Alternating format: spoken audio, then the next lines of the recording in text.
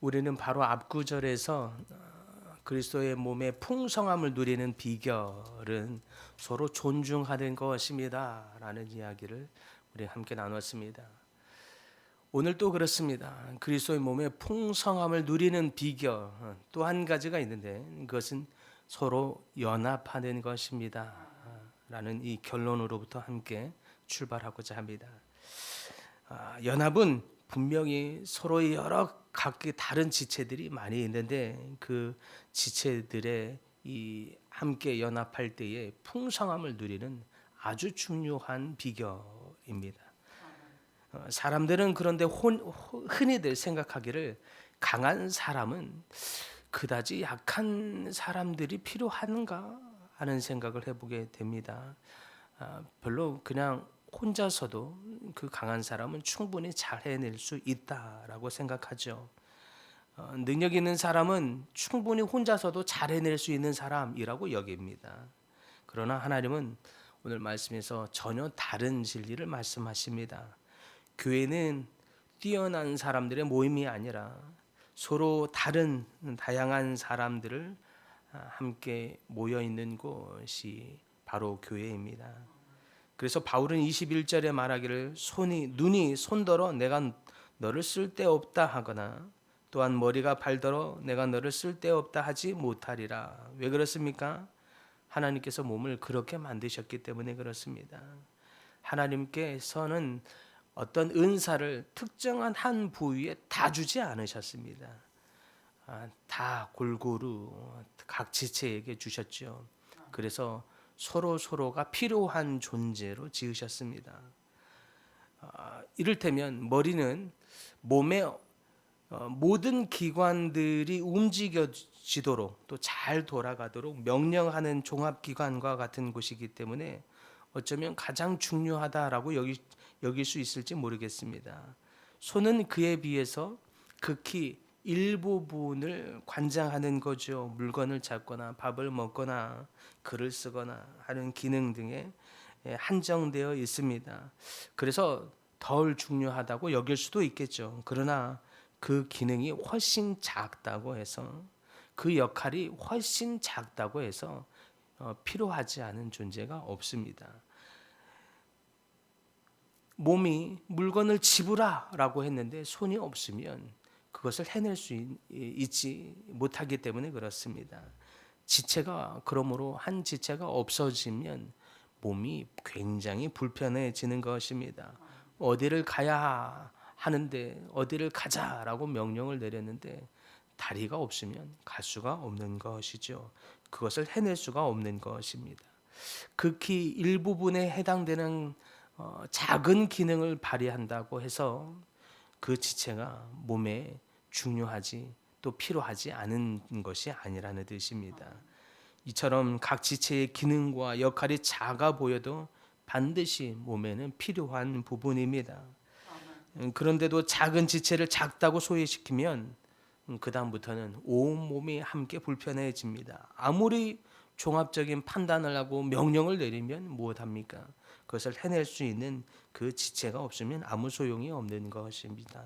그러므로 몸이 풍성함을 누리려면 그래서 온전히 누리려면 각 지체가 작다고 소외시킬 일이 아니라 각 지체의 이 한 부분이 얼마나 중요한지를 여기면서 존중하고 그래서 함께 연합을 이뤄내는 일입니다.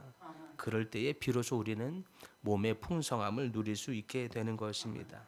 그렇다면 우리는 더 구체적으로 어떻게 연합을 이뤄낼 수 있습니까? 첫 번째는 연합의 이 신비는 서로를 정말 필요한 분입니다. 필요한 지체입니다. 서로가 얼마나 필요한 존재인지를 인정해 주는 것입니다.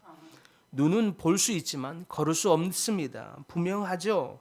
아무리 평생 갈고 닦아도 걸을 수 없습니다. 그 기능을 주지 않으셨기 때문에 그렇습니다.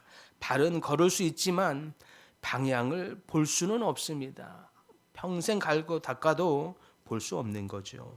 머리는 모든 것을 다 생각하며 명령을 내릴 수 있지만 손이 없으면 그 일을 행할 수 없습니다. 아무리 귀한 기능을 가진 지체라 할지라도 작은 다른 지체가 없으면 풍성함도 온전함도 가질 수 없는 것입니다. 그런데 죄는 끊임없이 아니야. 너 혼자로도 충분해. 자꾸 독립적인 존재로 만들려고 합니다. 저 사람 별로 그렇게 중요한 사람 아니었어. 너 혼자도 충분하다고. 이것은 단순한 자신감이 아니라 교만함의 발로인 거죠. 이것이 죄성입니다. 오늘 고린도 교회의 문제가 바로 그러한 문제가 있었기 때문에 이 몸의 각 지체의 부분의 이야기를 통해서 서로가 얼마나 필요한 존재인지를 깨달으라라는 말씀에서 이것을 하고 있는 것입니다. 은사를 가진 사람들이 이렇게 풍성하게 많았음에도 불구하고 서로를 비교하고 작은 은사를 쉽게 여기고 교만히 여기는 이 죄성의 발로로 말미암아 분열하고 갈등하고 있습니다.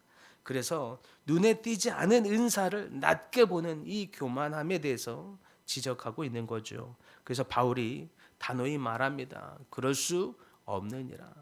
아무리 작은 지체라도 필요하지 않은 것으로 내가 만든 적이 없다라는 말씀을 하고 있습니다. 신앙이 그러므로 성숙하다라고 여기는 것은 당신 필요 없어. 나 혼자서도 충분해라고 말하는 것이 아니라 겸손하게 나의 한계를 인정하고 내가 아무리 많은 생각을 하고 아무리 종합적인 판단을 해도 당신이 있어야 합니다라고 하는 것입니다. 서로를 그러므로 귀하게 여겨주는 마음인 거죠.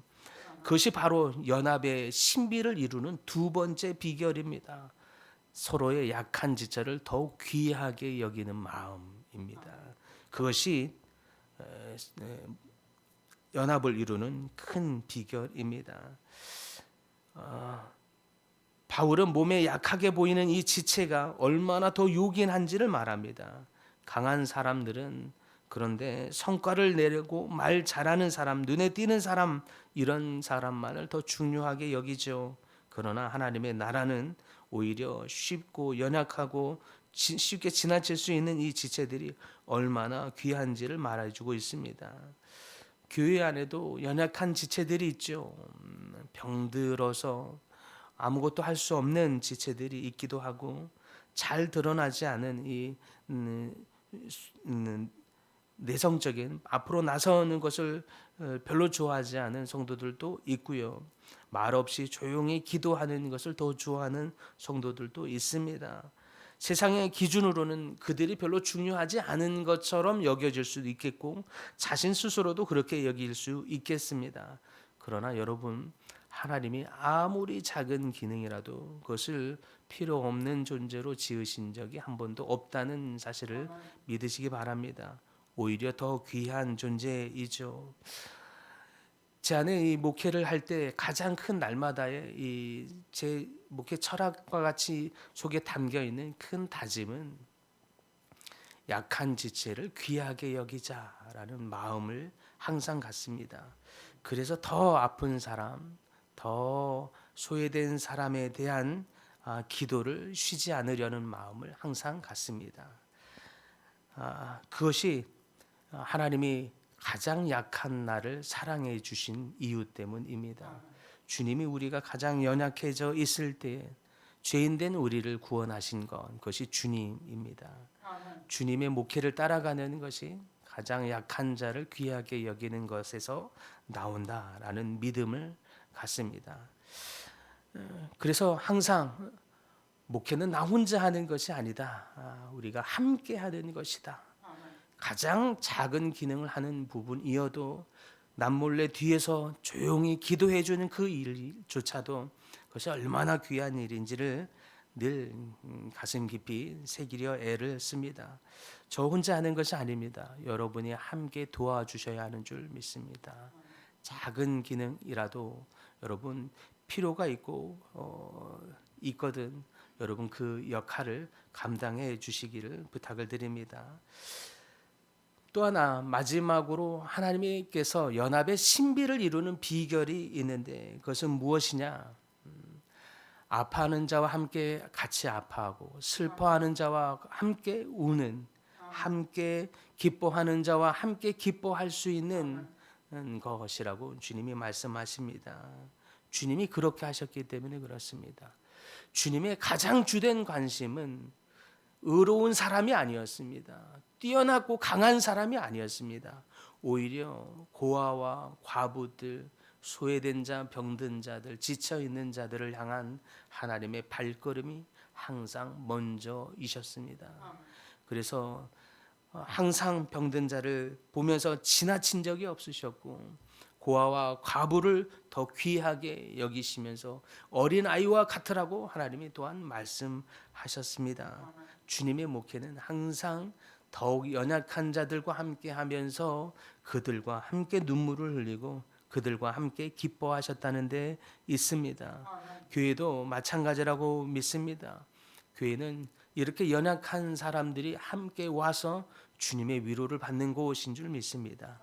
그러므로 우리는 더욱 연약하고 외롭고 소외되고 지치고 세상 가운데 넘어지고 자빠져 있는 삶에서 다시 주님을 찾고 돌아오는 이 지체들이 모인 곳이기에 그들과 함께 눈물을 흘릴 수 있어야 한다고 믿습니다. 그들과 함께 가슴 아파하고 같이 기뻐할 수 있는 곳이 되어야 하는 줄 믿습니다. 우리 그러므로 우리 주변에 눈물 흘리고 가슴 아파하고 또한 어떤 좋은 일로 함께 기뻐하는 지체들이 있습니까? 함께 기뻐해주고 함께 기도해주고 함께 눈물을 흘려주는 아름다운 공동체가 될 수 있기를 간절히 바랍니다. 그것이 우리가 주님의 몸된 공동체, 아름다운 공동체를 이루어가는 일인 줄 믿습니다. 우리 서로의 약한 지체를 더욱 귀하게 여기십시다. 더욱 존중하십시다. 또한 함께 아파하고 함께 기뻐함으로 말미암아 그리스도의 이 몸된 공동체로서 하나님의 사랑이 우리 공동체 안에서 풍성하게 이루어지는 그 은혜가 넘치기를 간절히 축복합니다.